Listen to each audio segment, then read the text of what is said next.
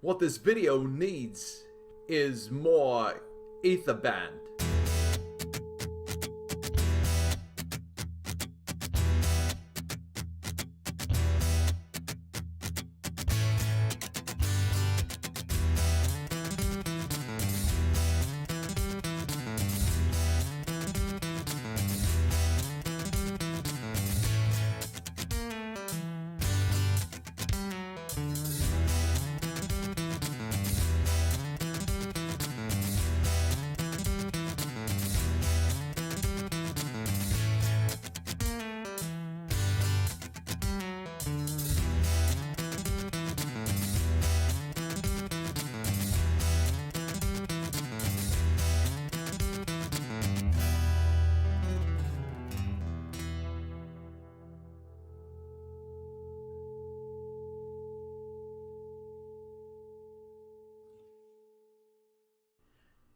Aetherband is a term I smithed to account for the manifold miraging effects observed over distance, whether terrestrial or aquatic. Aether simply refers to the air and all its constituent elements which compose its nature. Band refers to that area of 3D space which contains the observation being made. This band can be as broad as the entire field of view or a smaller, isolated section. The aetherband is the cause of every minute and alternating effect under the broad category of mirage.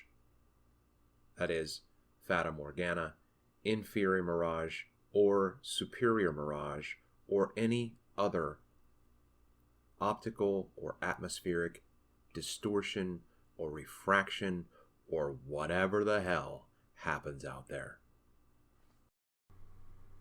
Hello, hello, hello. What ho! Welcome back to another exciting adventure of the Plain Truth. I'm your host, Travis Bailey.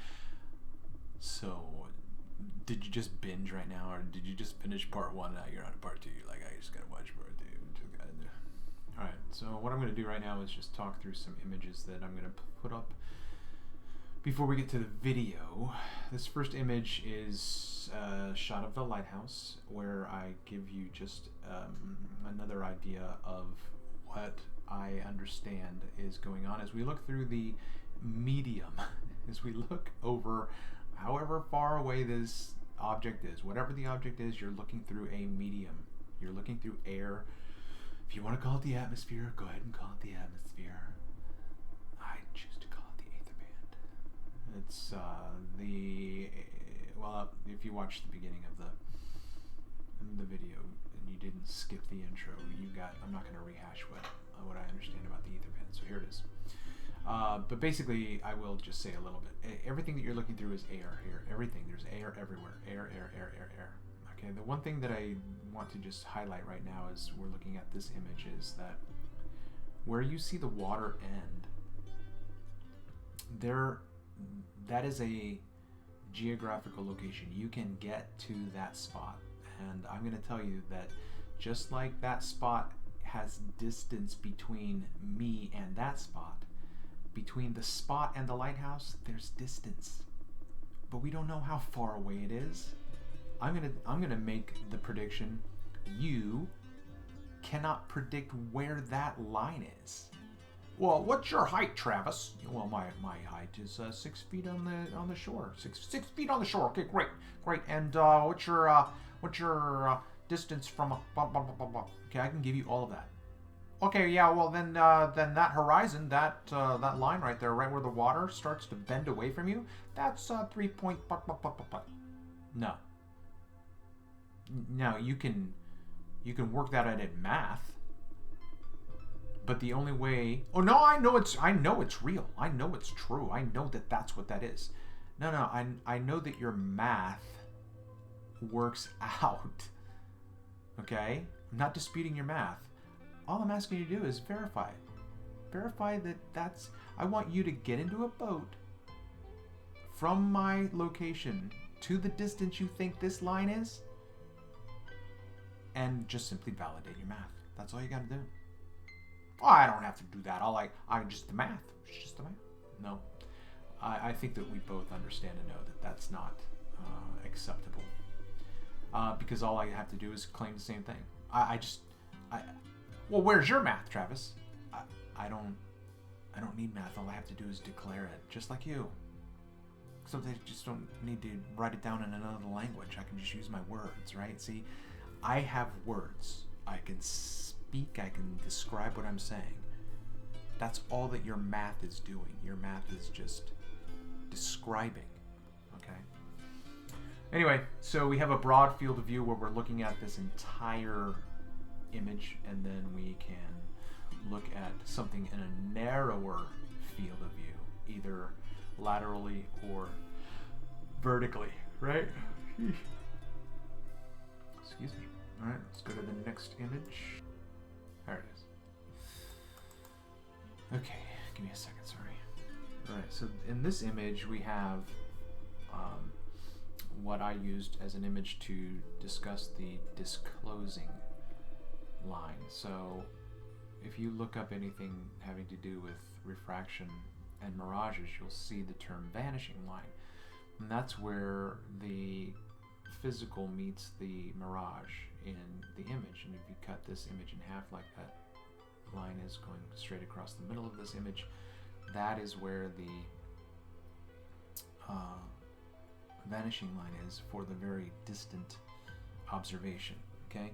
The closer you get from the distant observation to you, you're going to have different vanishing lines for these objects. And so we've got 5 boats here on the water, and each of those has a different vanishing line. They're at a different distance from each other. So, okay?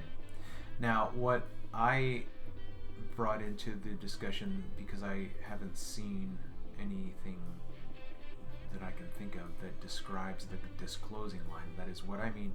So just like above the vanishing line, you have the physical landscape, okay? Even though it's distorted by refraction there, you can see those tree lines, right? That's physical. That's the tree line. Well, at the very bottom of this image, there is water. That water is physical. That's not a mirage.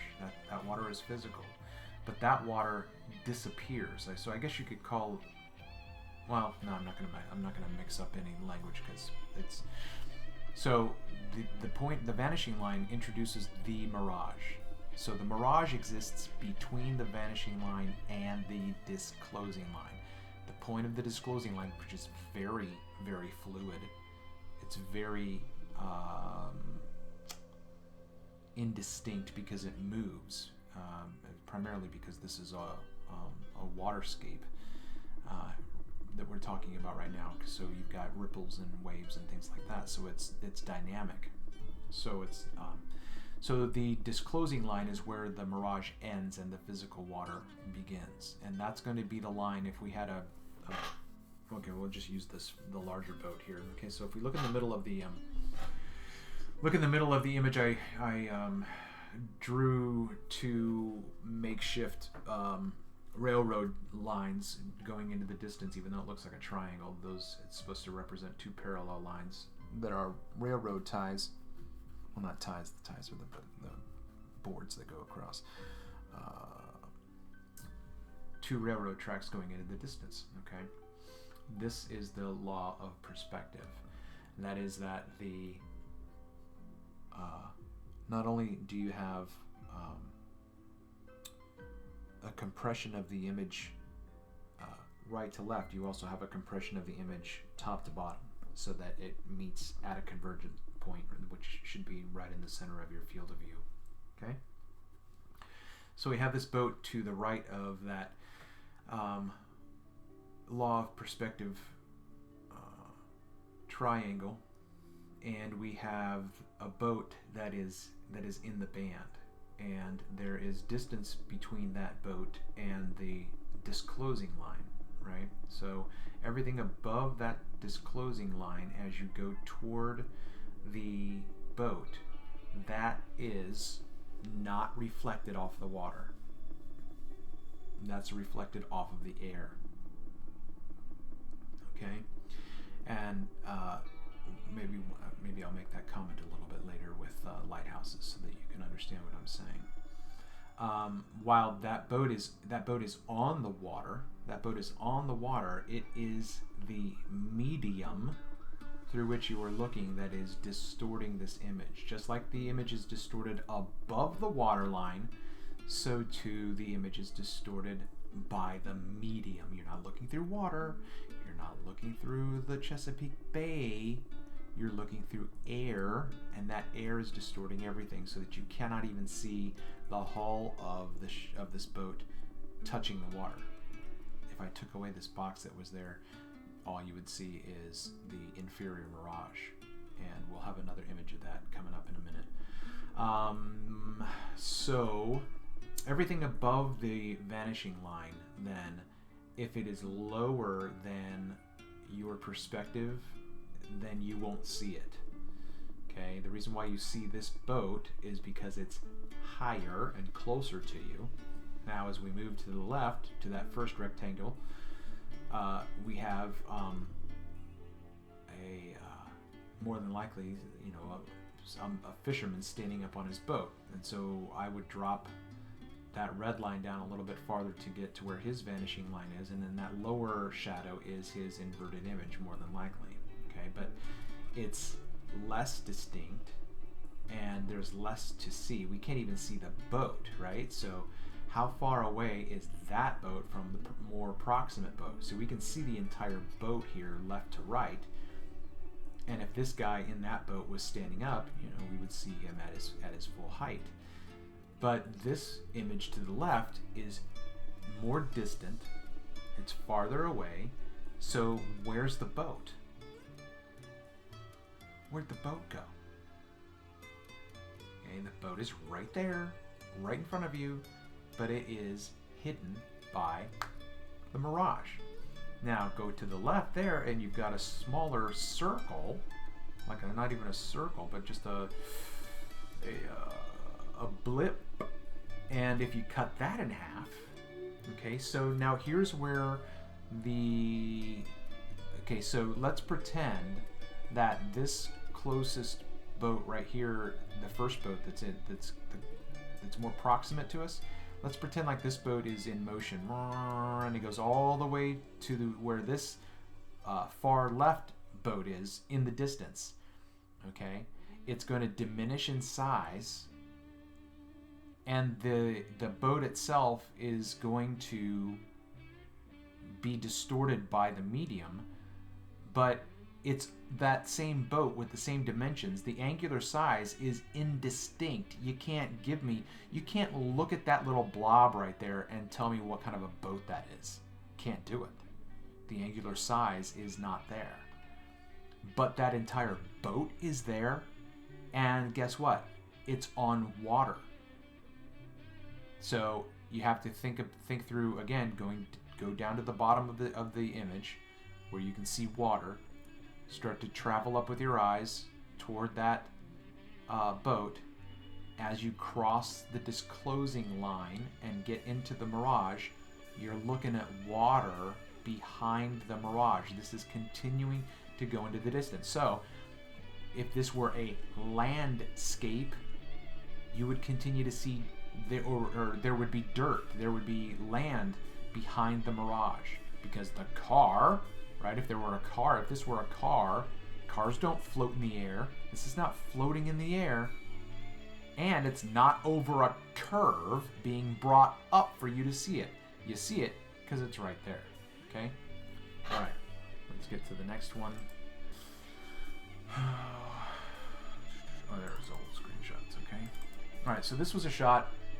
This is a screen capture from a video, and I believe that this was with another friend of mine, Brian, from 2018, I think. So this is quite a while ago. But you still have the same phenomenon here where you have the water ends, the disclosing line then is where the mirage begins above the water, and you have these geese coming in for a landing. All right, now the very far right arrow points out what I thought was a pedestrian, because I first saw these heads bobbing up and down without the landing of the birds. So I thought, and there were a couple of them next to each other. So I thought that these were people walking on the path. So there's something interesting going on here, because if you look over to the right where the lighthouse is, these birds are almost horizontal with where this lighthouse is on the ground. But these birds are landing in the water. Okay? So you've got the reflection, you've got the mirrored image here. That is not the water that is doing the mirroring. Okay? Because a mirror is going to be physical, and it's not going to swallow up images. It's going to give you a pristine. When you have a mirror, if you were to lay a mirror down and look down at that mirror at the angle of incidence to whatever you're looking at through the mirror, through the mirror's reflection, it's going to be a one-to-one correspondence, even though it's upside down. There's not going to be anything missing, but you've got missing bodies here, and that's trying to think if that's going to be a clear enough explanation for why I'm making the claim that the reflection is in the air. It's not on the water. Because the air is all around these birds. The water is not. The water only goes up. So when you go to the bird that's on the far right here and you see its head, you draw a line through that vertical reflection, half of that is the head and neck of the swan, and the other half is the reflection. But the full body of that bird is behind the image. It's not underwater.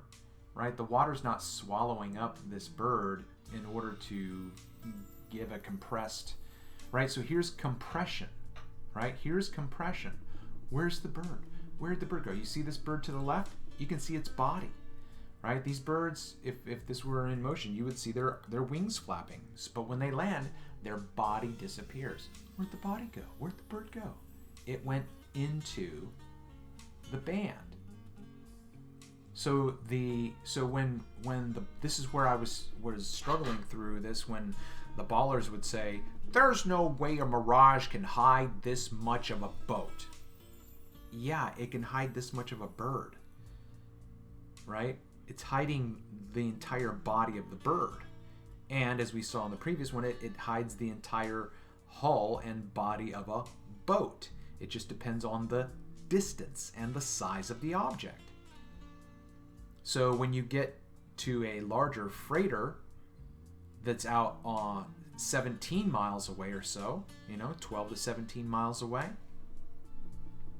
you're going to have everything like this boat, like this bird's head and neck, everything above the band that's the mirage is going to be visible. Everything in that band where we should see the boat, we should see the body of this bird, it's absolutely squashed to hell. It's compressed out of sight. And that's the same thing that happens with boats. At the waterline, or beyond the waterline, the refraction swallows up the image. Okay? All right.